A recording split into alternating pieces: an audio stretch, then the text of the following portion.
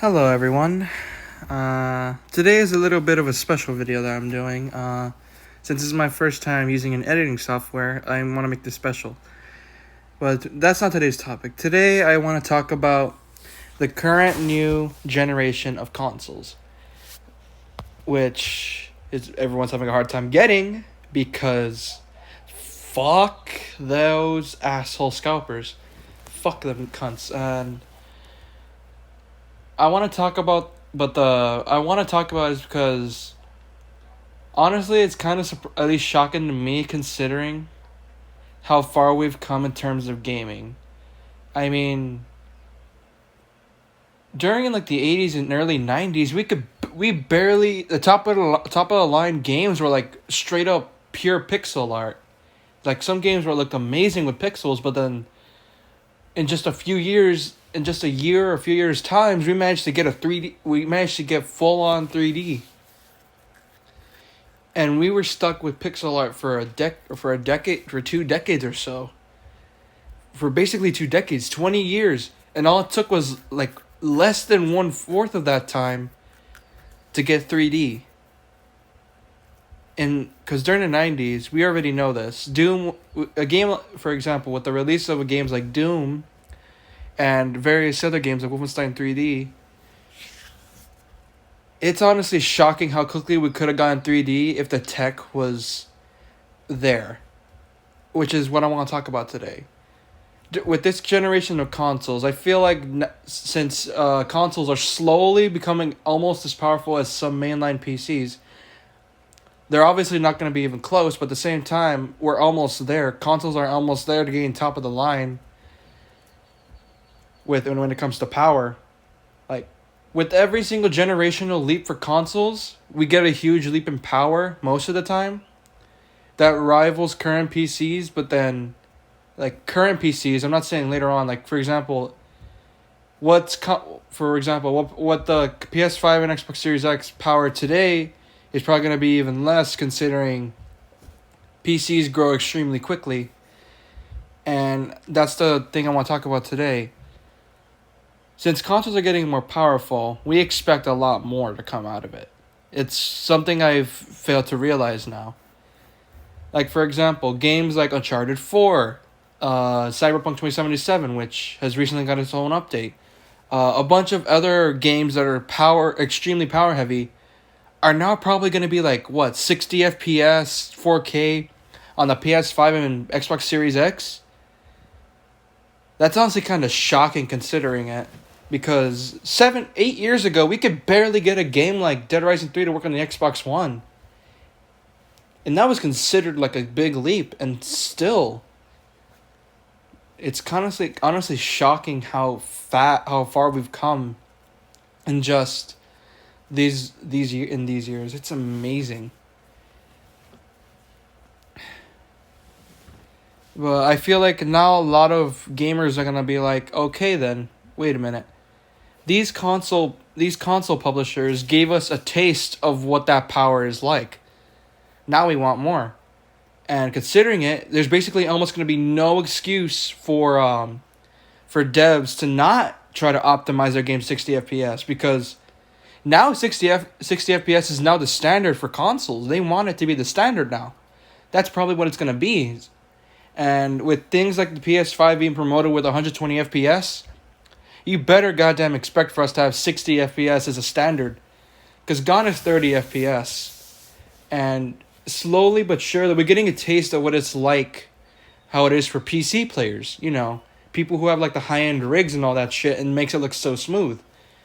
Because now that we see what PC can do, why can't consoles do it either for us console peasants? I mean, if we think about it, consoles are just like PCs with just pre-made rigs that you can't really you can't really customize. The PS3 had something going on there when it comes to customization, but we already know how the PS3 was. And then the PS4, which basically had no customizations, just they had to work with devs had to work with what they got, and then the PS5 saying you can customize certain parts. It's honestly kind of shocking if you think about it.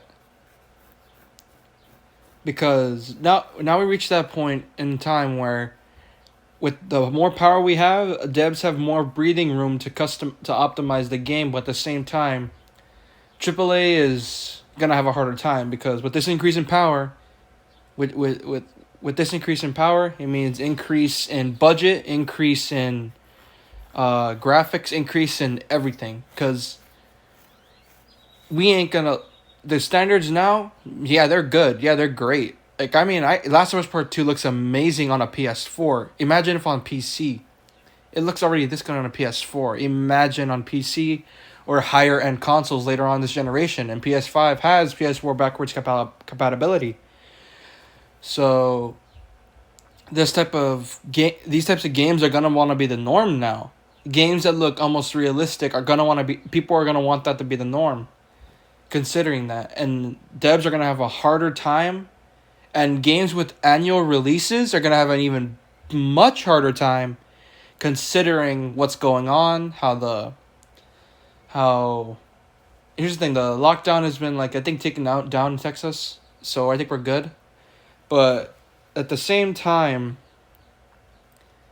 it's almost kind of shocking. Like I kind of feel bad for like a lot of AAA devs now because sure, like AAA devs that work on like anime style games or cel shaded games, games that don't require a lot of power, I think they're gonna be fine. It's the ones that like are really promoting their graphics, promoting their gameplay, promoting the performance and all that. They want to do that. They're gonna have to do that, considering what's going on and how it's gonna work. And it's honestly, I kind of feel that's why I feel bad for some AAA developers. Ubisoft, yeah, can go fuck itself, but the people that are working under them, they're gonna have to work even harder, which means annual releases are gonna end up being more buggy than they already are. They're gonna end up having more problems, and it's just not gonna have enough. They're not gonna have enough time at all to finish the game. It's gonna end up messing with people a lot, and it's gonna suck. I mean, Last of Us Part 2 took 7 years, probably even less, because like 5 or 6 years, considering that. Because after Uncharted 4, people are expecting this kind of graphical fidelity for because here's the thing, I consider Naughty Dog to be the peak when it comes to optimization for things. Like like for example, optimizing a game like The Last of Us Part 2 to work this well and not freeze on PS4 at all is honestly kind of shocking. They're almost like I consider them the Blue Point Games of Sony. Because their optimization team must be fucking techno wizards or something, because they got a game that's running this smoothly. And with PS5 having a much better power, they can probably optimize it for 60 FPS, like their games now. Even though, like, The Last of Us Part 2 was divisive, but you can't ignore how beautiful the game looks. And that's what I'm bringing that up as an example, because games like Cyberpunk 2077, Assassin's Creed Valhalla, a lot of new games coming out today are basically going to be the norm for now, at least. That's what we're expecting. That's what that's what the gaming community is expecting. Because when it comes to AAA games, they have no excuse to not go all out, because they have the money, they have the resources, they have the people, they have the manpower, they have everything to finish it. The problem is the time. And with knowing how companies like Activision and Ubisoft, Bethesda, the way they work, they're going to have to up their graphical fidelity. Games like Fallout 4 look like a PS3 game that was optimized terribly for PS4 and all that. And their engine, they're going to have to change it out. Like, change it to Unreal 4 for fuck's sake. I mean, that engine is just trash. Like, the game looked decent at best when it came released, but at the same time, you're going to have to up your game when it comes to graphics. Because this ain't going to last for a long time. This ain't going to last for a while. Like, the moment, like, for example, games like Demon's Souls, which is obviously a great game, but it's a remake of an old game that was still Demon's Souls. It looked that good running on a PS5, and from what I heard, 60 FPS. If they manage to get a game like that good, then devs have no excuse to not optimize their games. They're gonna have to optimize their games. They have no choice but to, because that's why I feel bad for certain game devs. Indie devs, I don't think they're gonna have a problem with it, considering a lot of people have less standards when it comes to graphics. When it comes to indie devs, gameplay, yeah, that's a standard they gotta keep. But graphics, that's not a high standard for a lot of people. But yeah, a lot of people are gonna be expecting games like being 60 FPS, like full blown. Just it better be optimized. That's the thing, I think it's because the moment us console players got even the chance of seeing like games like running at 60 FPS, 4K, and looking this good and run this smoothly, we're gonna want that taste. Now console players are gonna want that now, because yeah, they put themselves in the corner, which is why the games like remasters of old games, yeah, we're not gonna, and they're still running at like 30 FPS and all that. Yeah, that ain't gonna fly. And remasters of PS4 games on PS5, that's the no go either, because they're not gonna remaster that, because well, they could run them better and smoother on new consoles because they're backwards compatible with PS4 and Xbox One. And Xbox, yeah, I consider them to be like the first place when it comes to power. PlayStation is second, Nintendo is third. And Nintendo, that's going to be a bit trickier for them, because I know that they promote gameplay over graphics and all that, and I respect that. I know they want to make a fun game for the people to enjoy, and I get that. I understand. Good on them. But the Switch, it ain't gonna fly here, because unless you upgrade to a newer Switch, unless they like make the Switch Pro already, it ain't gonna. The Switch is probably gonna end up like falling behind in terms of like the power, because third party games that are gonna want to release on the Switch are gonna have a harder time optimizing the game to just be 30. Like I played Metro Redux, which is a game that looked amazing, by the way, and it looks great on the Switch. But at the same time, I noticed some things going on with like the lighting and the way textures were. And I get it; it's a 480p screen. I get that, and it's a 720 on the on docked. But now we're expecting something else. We're expecting a lot more graphical fidelity. We're expecting it to look better, look smoother. And the Switch, in terms of power, I think devs are going to end up skipping on, because it's almost going to be entirely impossible to make a game like, for example, a game that looks like Assassin's Creed Valhalla look this good on Switch somehow.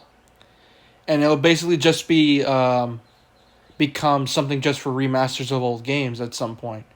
I'm not saying it's not going to get like the newer games, but at the same time, if you're going to put your game on Switch and it's AAA quality, you're going to need to optimize the hell out of it, because there's no way a game looking that good, knowing what time period we are in, it ain't going to last. Yeah, some devs are going to skip on the Switch. I'm not saying all of them are, like indie devs and all that stay on the Switch as well, because yeah, they don't have to worry about the power. Like just optimize it a bit there, so that way you can run like smoothly at least. But I understand it though. Like this is something that's huge for trying to close in the gap between console and PC, because now that we got a taste of it, we're going to want more of it. I hope you guys enjoyed this topic I was talking about. It's something that's been on my mind for a while now. I hope you enjoyed it. Like, sub, and subscribe.